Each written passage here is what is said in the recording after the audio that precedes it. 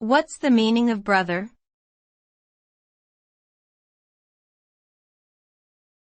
Brother.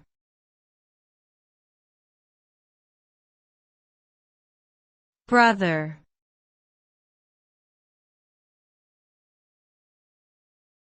Brother.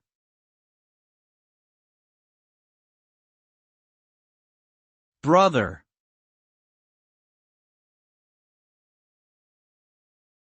The term brother typically refers to a male sibling, but it can also have broader meanings that extend beyond biological relationships.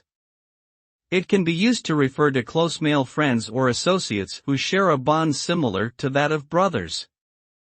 In some cultural and religious contexts, brother is used as a title for men who belong to the same faith or organization.